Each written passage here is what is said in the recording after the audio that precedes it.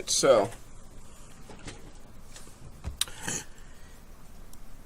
so just as a recap, so your outside lighting, you can utilize a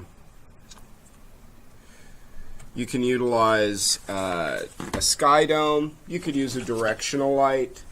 There's a few different things that you can actually do for that.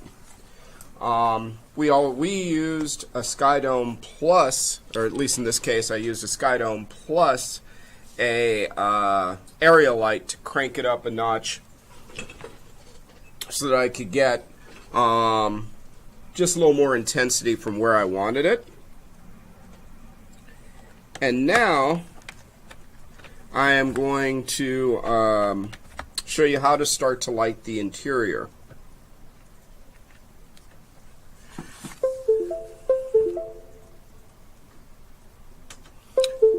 Yes, I know. Stop. Go away.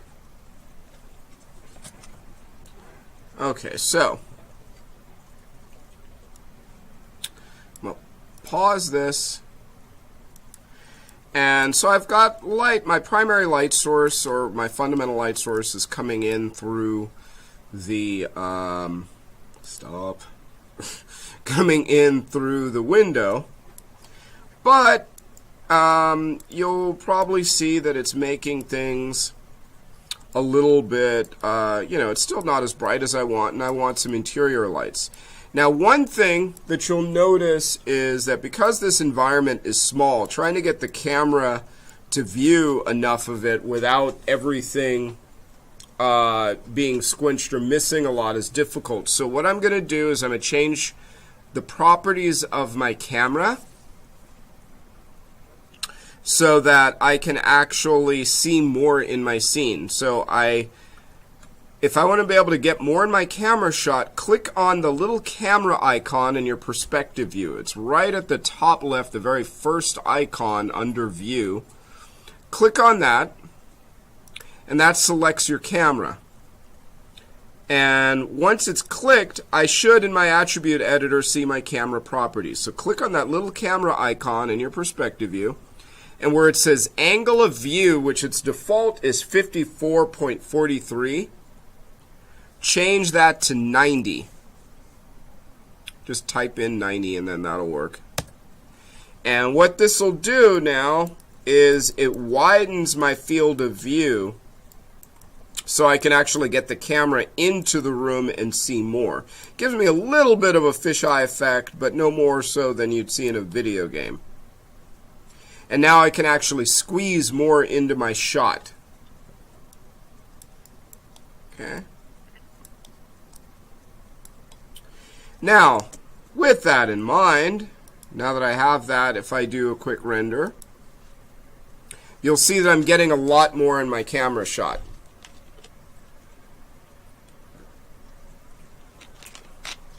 Now, your interior could have multiple light sources.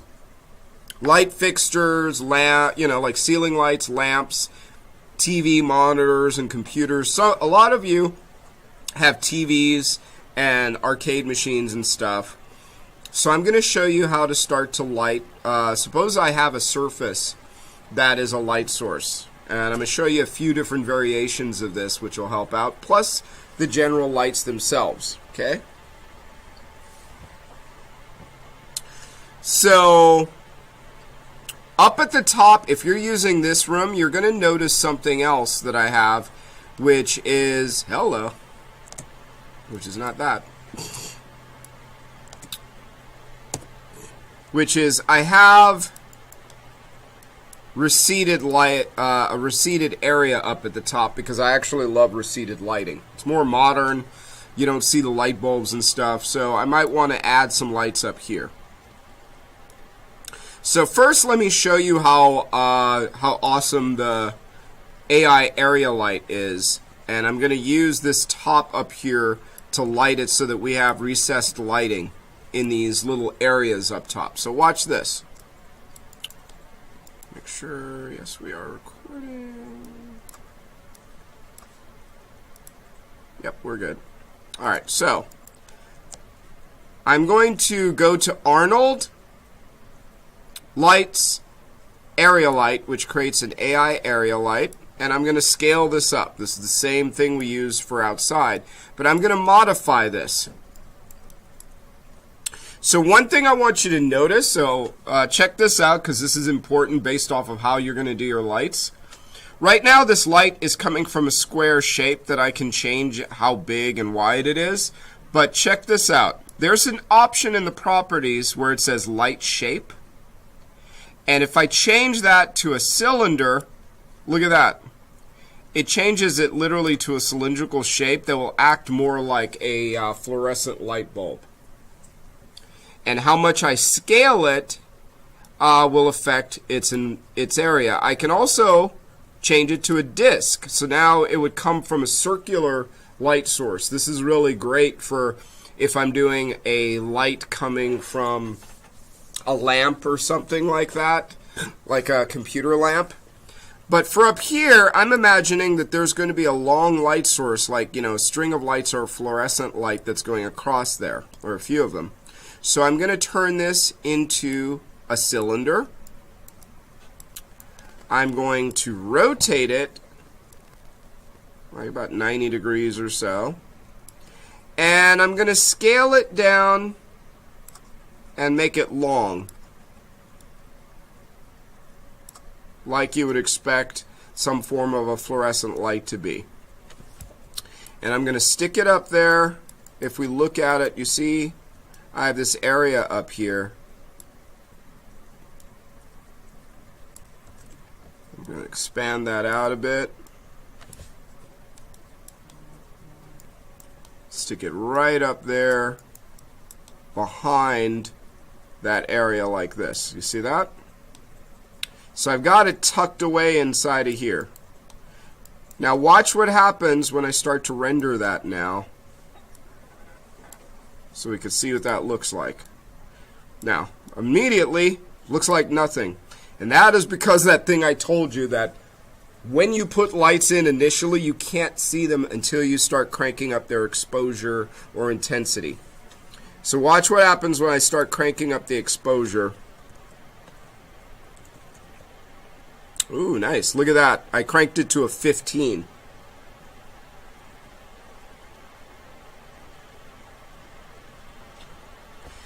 And I also want to warm this up. So if I use color temperature, if you ever notice when you actually purchase a like lights at a store, they have temperatures, warm or cool, depending on what feel and mood you want. And if I go to a lower number, you're going to notice it start to get warmer. Ooh, look at that. That's nice. So I'm digging that warmer color here. This is also good if you are actually trying to get a specific literal lumen color, or for actually setting up lights.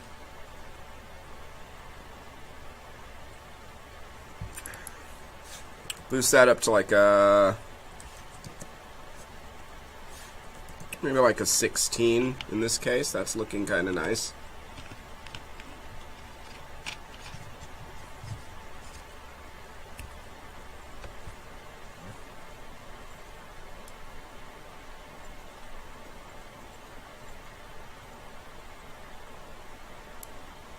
So I have this nice warmer color.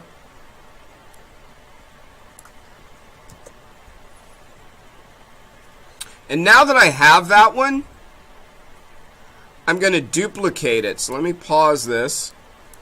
I like how that's looking. And I'm going to duplicate that and have it in the each area. So I have it here. Control D to duplicate it and pull it over here.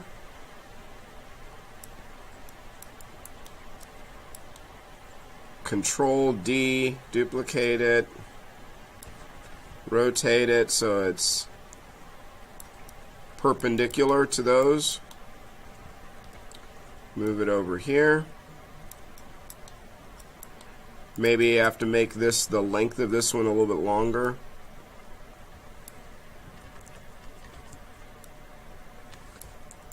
And then duplicate that one once it's actually There we go.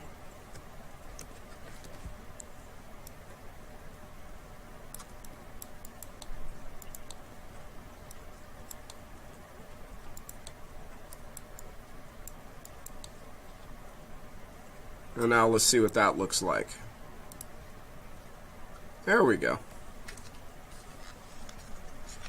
So look at the recessed lighting up at the top now. So I took an area light, I made it a tube, I scaled it to the size of my light source that I wanted, both in length and thickness, made it a little warmer, and then stuck it into that recessed area.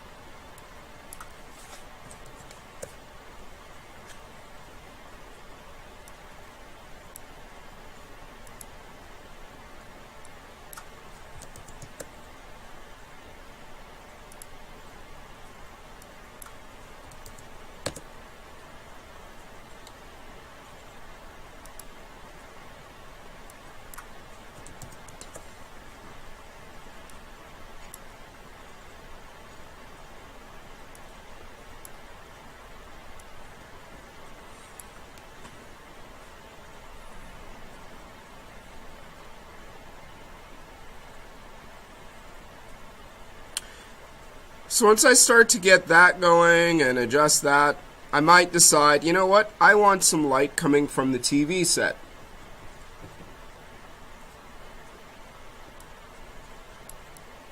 And this is what will work, like if you have, let's say you have a, whatchamacallit, you have a TV monitor, you have an arcade machine, you have a, computer monitor or laptop, and you want light to be coming from that flat surface with an image.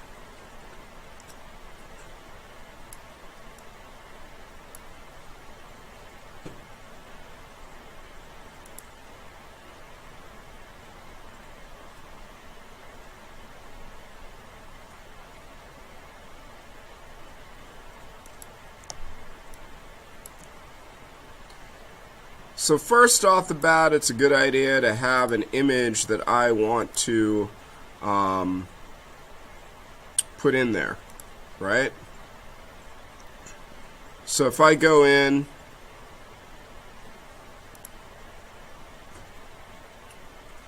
let's say we're going to snag a picture.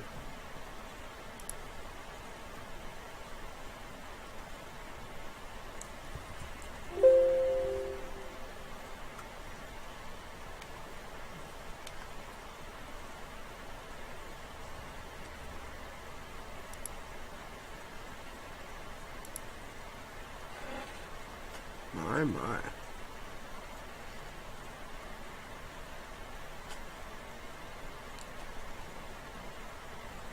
Let me just find a picture that I might want to use on there.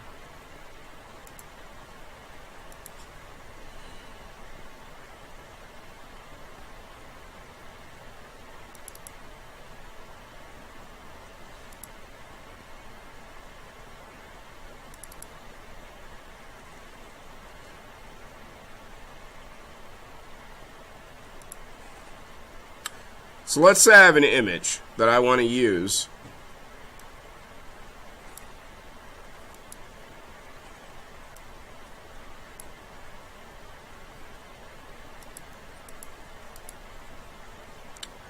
And what I want to do is I want to take that picture, copy it, make sure to paste it into your source images. And I'll show you how we could just do a quick way of dealing with the TV or monitor if you don't want to put a lot of details but you still want it to look reasonably nice. Let me pause my render.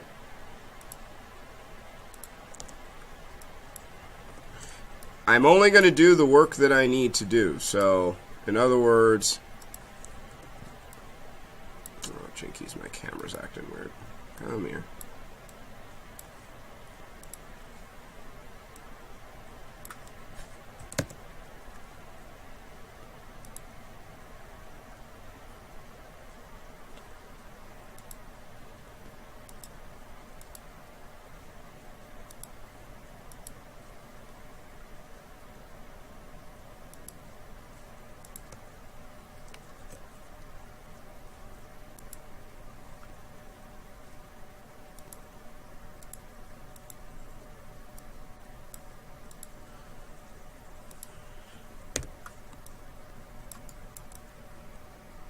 Weird.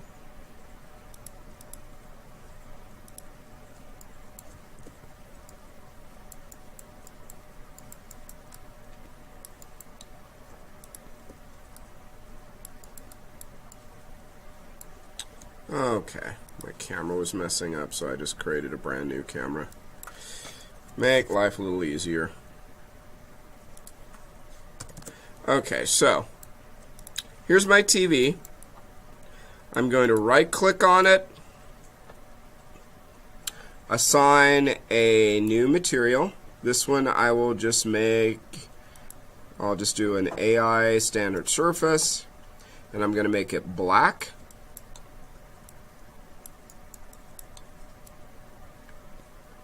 And I can leave its default settings, right?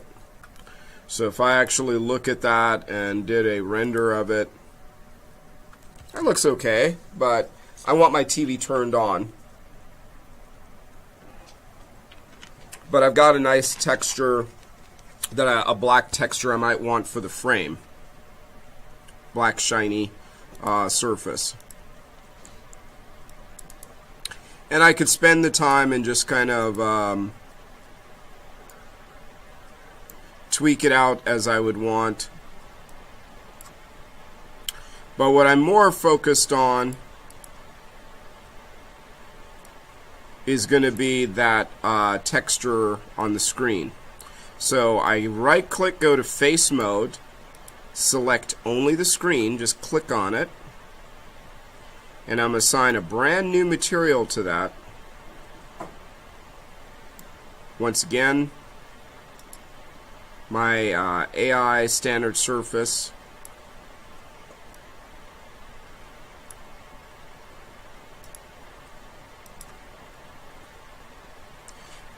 For it to show up in here, I had to do a render update full scene for me to see it in the render, because sometimes it doesn't do that. Now, this AI standard surface material I created, there's an emissive channel that I can crank up to make it appear bright. Look at that. Watch this. So here is it with the emissive off. Here it is with the emissive on. And in the color of the emissive, if I bring in that image as a file,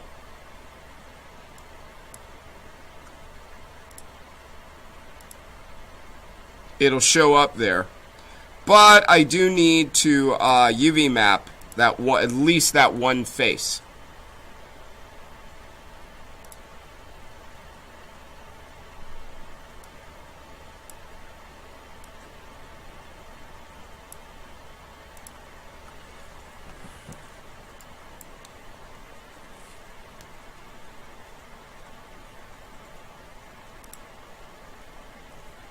So I'm just going to take, if I planar map it, that'll work. Otherwise, I'll just scale it so that it fits that image, which is like literally like filling up my entire 0 to 1 space. And that's okay.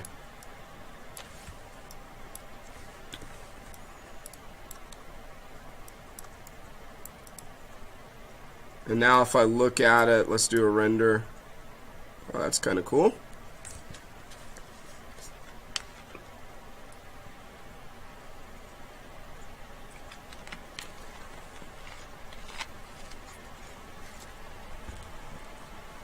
So even if my lights were dark, this would appear to be bright. Now on that AI standard surface,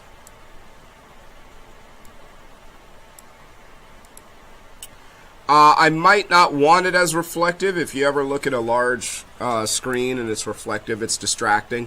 And if that's the case, I would turn down the roughness of it so it's not quite as reflective. I can also tone down the weight of the color. Watch what happens. So here it is with the emissive, but watch this. I tone that down.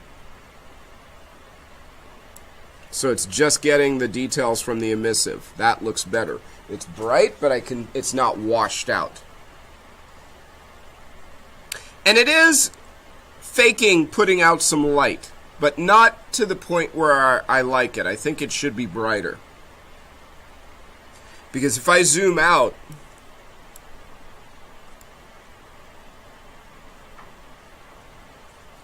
and see, is it putting out the amount of light that I want? I think we could do a little bit more.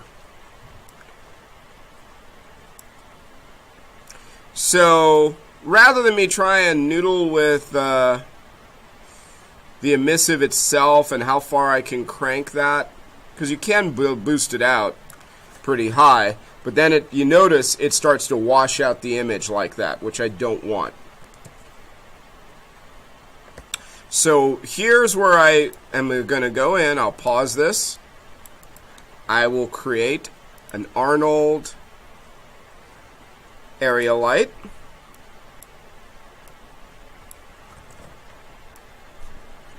Wherever that line is pointing, that's the direction of the light. Just remember that. And I'm just going to put this right in front of my screen. And kind of scale it so it more or less matches it. Doesn't have to be perfect. Might even scale it down a little bit. And now, let me restart, do my rendering again. Watch what happens as I start to increase the intensity of this Arnold light.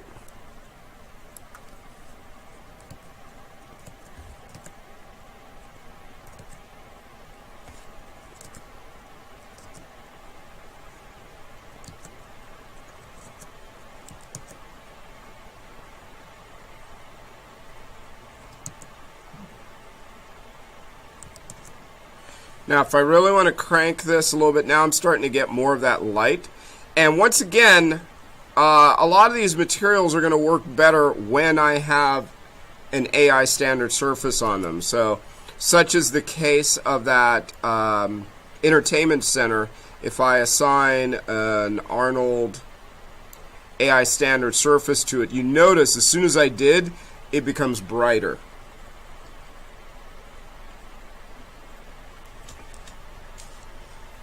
So if I did the same for the floor, let's pause that.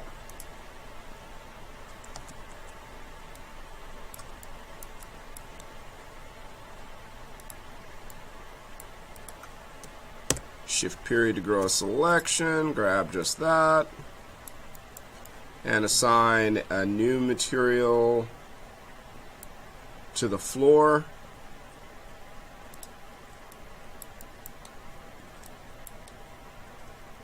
Now do my little render, turn that back on.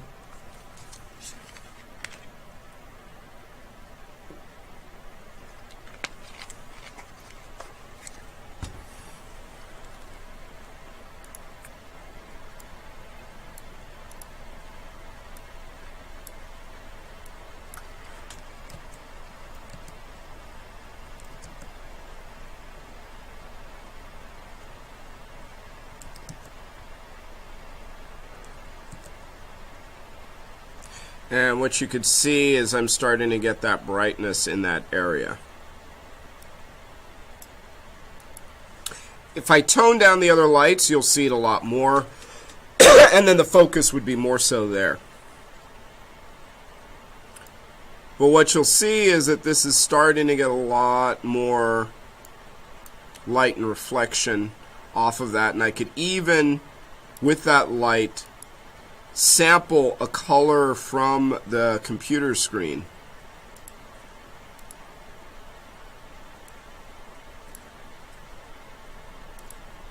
So if I click on that color of the light, click on this little guy, say, ooh, I want to get some of that blue there.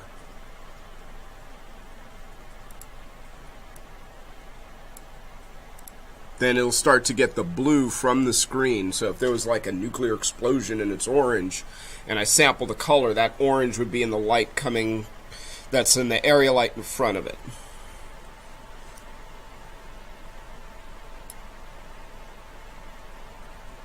I'm actually going to scale that down a little bit. I think the light itself is a little too big. It doesn't need to be. And that's giving me a better effect. Because I don't want to, like, this shouldn't be like a spotlight. That's better.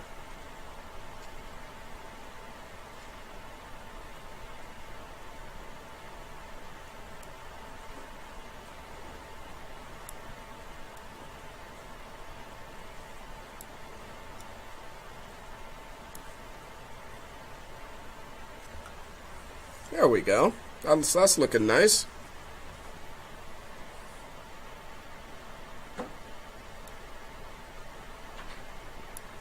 So the recap the material. We plugged a texture in the emissive, and we also toned down the base color weight so that it doesn't get washed out. But all the lighting of it is coming from that texture in the emissive. Then we put an area light in front of it to get some light from there. Now suppose we have something that's more localized, like a lamp or something like that. Well, the area light works well for ceiling lights. A point light works well for lights that are supposed to go out in different directions. Candle light, light bulb. Spotlight is more focused, right? So if I have certain types of lights and they're actually coming out in a shape like that, you have a light cone and all these other little features you can do to really highlight stuff.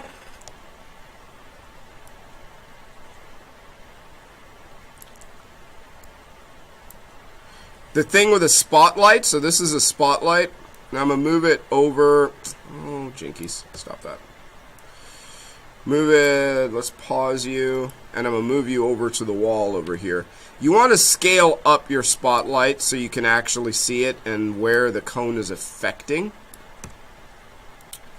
And I just want to show you a couple of the settings of it so it makes sense. And I'm just going to put my light right up against the wall over here and scale it up, and then focus on it so you can see what it does.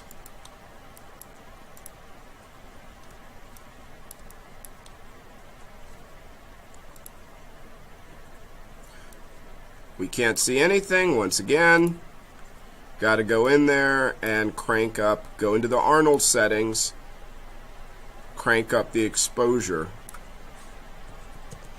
There it is. So this is a spotlight.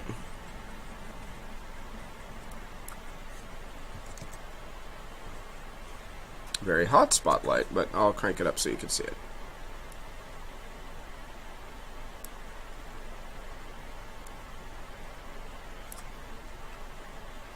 Now, one of the things I want you to notice with the spotlight is obviously it's giving us this cone shape, and we can actually adjust the size of that cone inside of the properties.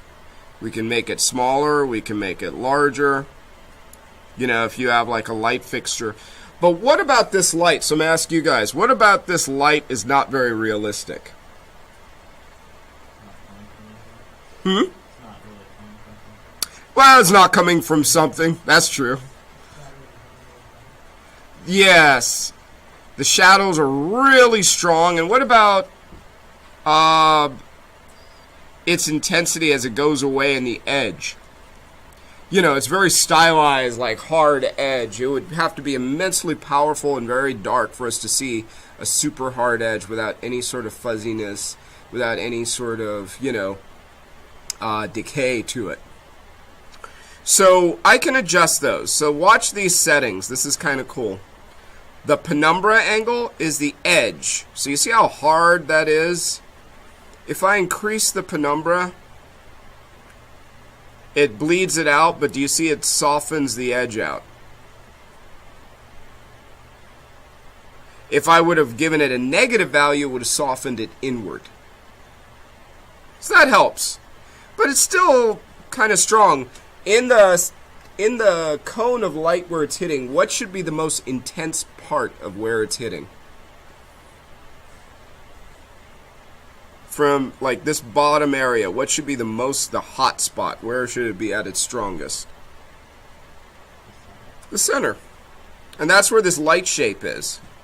So if I go to the drop-off is the intensity from the center out. So as I increase the drop-off, look at that. Ooh, that looks much better already. Look at that. So just by adding this, let's bring that to 2. We can see it softens out that area and makes it a lot more realistic of a light that's hitting. It's more like a street light where it kind of fades the edges. It's hot underneath it. There's one last thing, at least that will, as far as intensity-wise and stuff, that would make it more realistic, and that's the fact that light, as we know it, in our world of pollution, things in the air, and just dissipation of light, it decays as it goes away from this light source, right? You see it says no decay. And there's a few little options of doing this, and we have different settings under Arnold. But if I go here, the linear and quadratic decay, those guys work if I'm using standard Maya rendering. But in Arnold, we have to do it a little differently. And it's under the Arnold settings inside of here. And we start to... The radius is going to adjust the actual rays that are coming off of it. And of course we have the lens radius. But there's a little option if I wanted to adjust that more so. Because right now it already is trying to do a decay. In other words, if I went in and I toned down the exposure to like a 5, you see it pretty much disappears. An 8, 10, 12, 13, 14, 15, and you see it's starting to kick in with its intensity. But the problem is that it's still fairly consistent until I start to, if I uncheck normalize, and you're like, holy crapoly, that's big. And now I can adjust the radius when I turned off normalize. See that?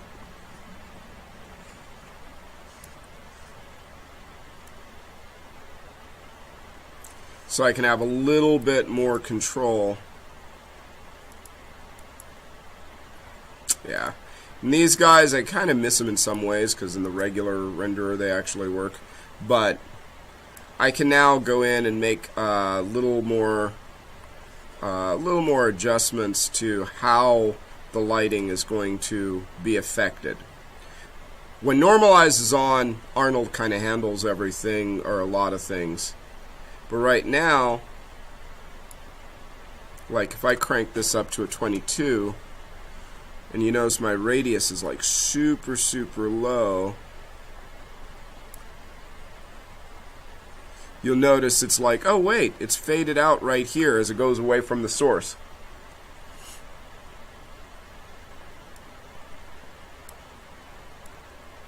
But as I increase that the radius of its effect goes out.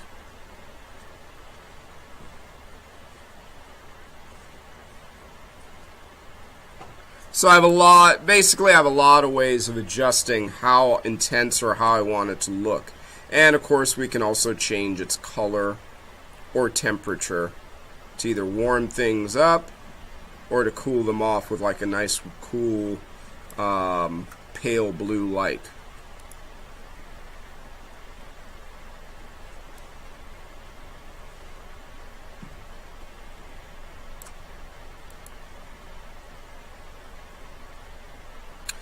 Oh, there it is. I can also add a light filter, which AI light decay. There we are.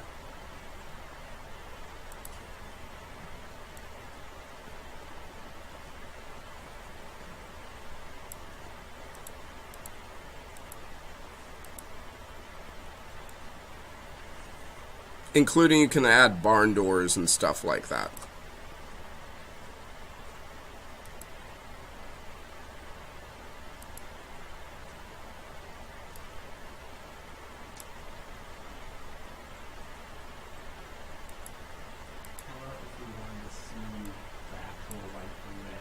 Here it is. There we go. That's the light decay. You have to do an AI light decay. I forgot about that. Huh? If you want to see the actual rays of light. Yeah.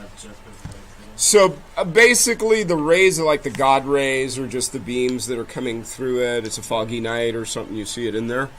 You have to, where was that? You actually have to add a feature in. It's a little different from mental ray. Let me pause this just so I can find it. I know exactly what you're talking about. That.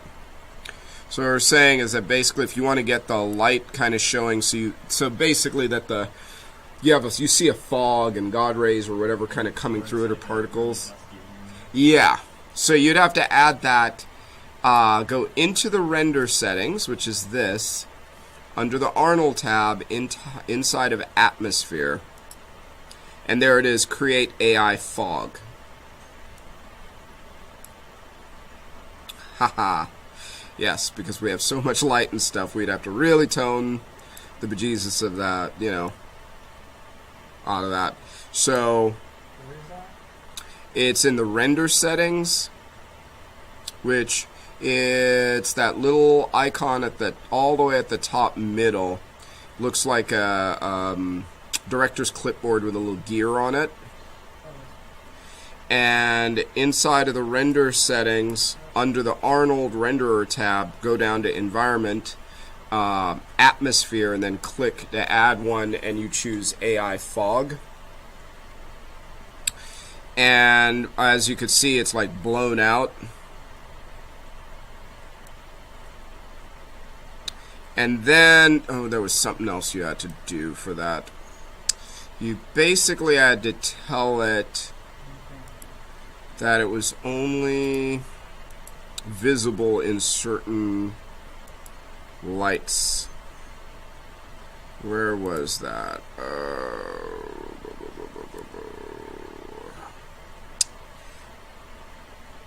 You know, I actually have a video on that because a student was asking me that a couple of terms ago, and I hadn't tried it in Arnold. I'm like, oh, that's a good question. How do you do it?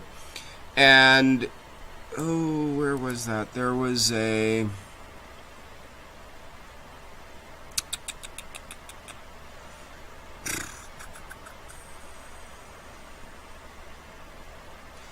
Let me look that up real quick. But yeah, so just the... either the fog or the atmosphere volume, depending on what you want, and then it's a matter of going in, and I'm starting to adjust some of the settings at how it's actually working. And I would imagine that the number of samples would definitely, add to the detail of it. I'll make a video for it and then just post it up with other stuff because I have to look it up because I haven't I've only done it like I think once or twice before inside of Arnold, because it's not something I do that often, or did, you know, it's not something that you do all the time. It's a cool effect when it's not, you know, close encounters kind of deal going on. But yeah, I think you can mask it out so it's not affecting all the different lights. And that would probably be with the light linking.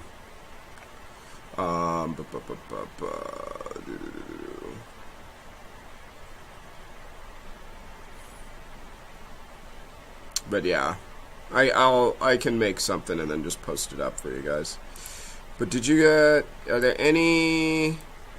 I'll just get rid of that for right now. I think I can just break that. Right click, break connection. But just as far as for lighting, any questions? No. Oh, let me just show you that real quick. So we got that. Suppose I wanted to make an actual model a light source. So for that, I would need something that would be my light source, right? Yeah, that'll work. So we'll just screw around. So check this out.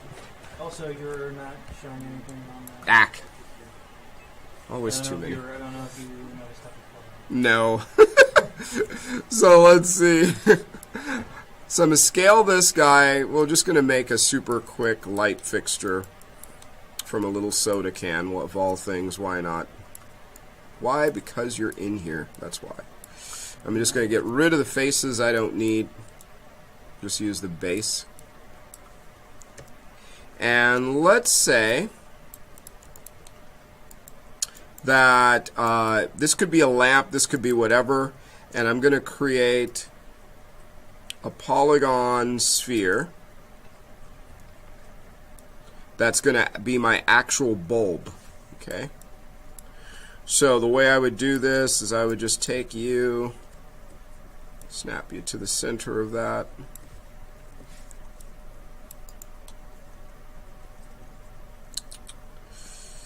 Oh, merciful Minerva. There you are.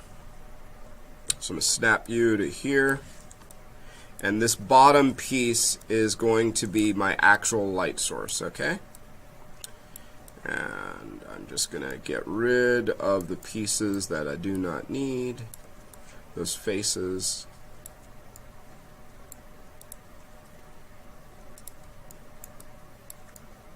So this is kind of cool. Let's get you guys over here too.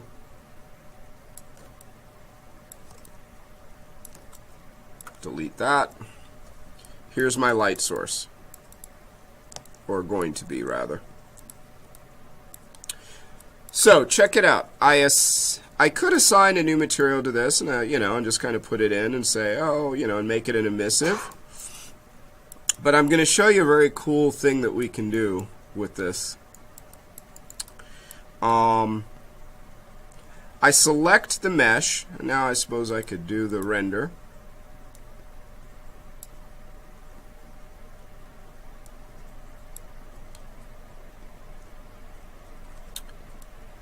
And what I'm going to do is with that bottom part selected, I'm going to go to Arnold, Lights, Mesh Light. Now, you notice a few things happens. One, it disappeared. And there's an option that I could say show original mesh.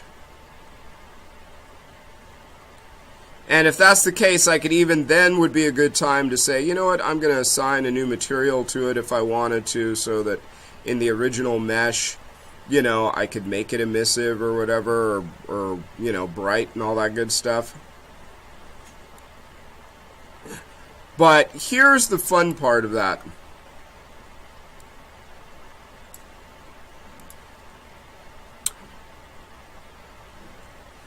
on the light mesh, I can adjust its exposure.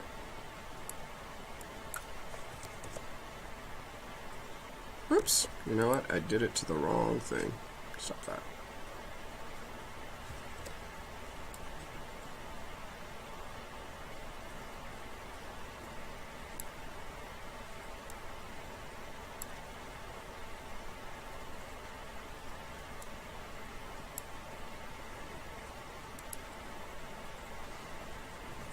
You know what? Let me Z out of that real quick. Let's try and go a little bit further. I'm just going to keep it all one piece. Why not? And now I'll just go back in. Let's try that again. Select the sphere. And I'm just going to say, with the sphere in object mode, mesh light, show original, increase exposure.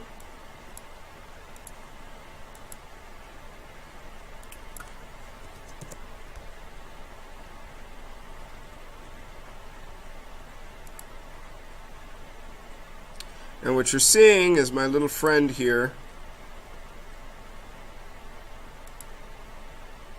This little shape right here becomes my light source. That's the mesh light. Make the light visible. There we go.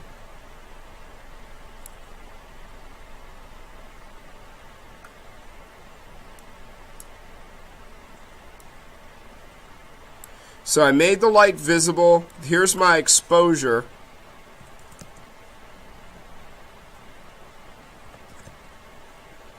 But you notice I have all of the features of a regular light. I can change its color. I can do whatever.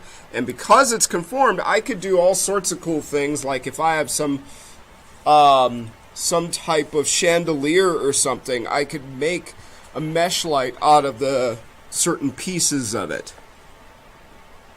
And this guy will be my light source. Look at how it's illuminating this area now.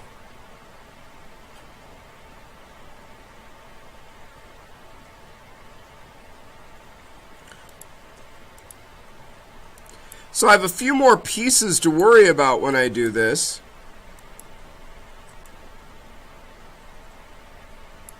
But the cool part is that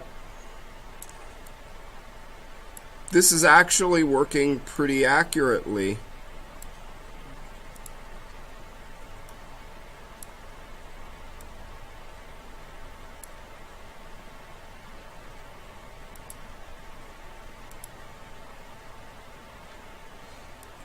As a light source. And I can make the light visible or not. That's what actually shows it as the surface. I could even hide the original mesh and just have the light source itself.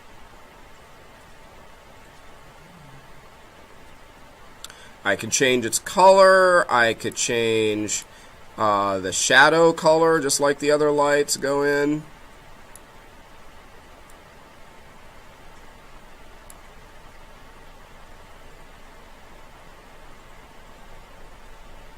But this will work out really well if you have certain shapes that, like, I can't get the light right, I can't do this, whatever. This will work really well. Like you make a lamp that has a light bulb that you want the light bulb literally to be the light source. Cool? You do that, you have like a shader on the...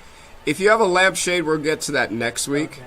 That's where you go in and you start to do textures that have subsurface scattering and light going through them and stuff like that.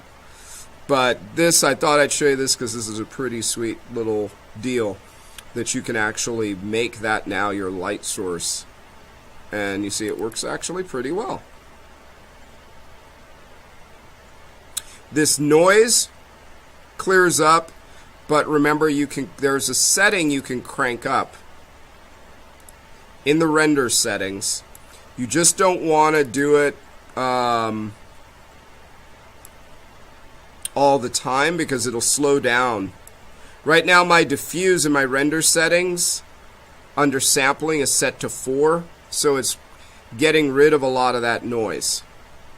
If I want it to be super clean, I'll crank that up higher under diffuse, or I'll look at what things, we'll talk more about that next week. But when you're testing your lighting, you don't want to crank up a whole bunch of settings because it takes too darn long to see the results. And you could even go under View, Test Resolution, and drop it to 50% while you're doing your test renders like this. You see my screen is now smaller.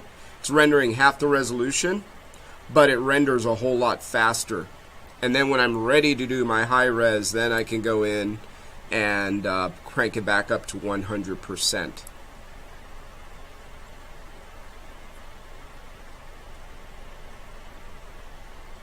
When you're ready to render your images and save them out to upload them, or if you're like, when you're doing your test shots and renders, go to File, Save Image Options, and check Apply Gamma Exposure. And what that means is it's going to save my color management settings in the image when I save the image. Because I do want to tweak this out. If you don't see that little window there, it's the little gearbox in your render view that opens and closes it. And then I can adjust my exposure and my gamma to get the look that I'm going for. And that saving those image options will save that, and then you just do Save Image, and then save it out as a JPEG, whatever the image is that you want. Cool?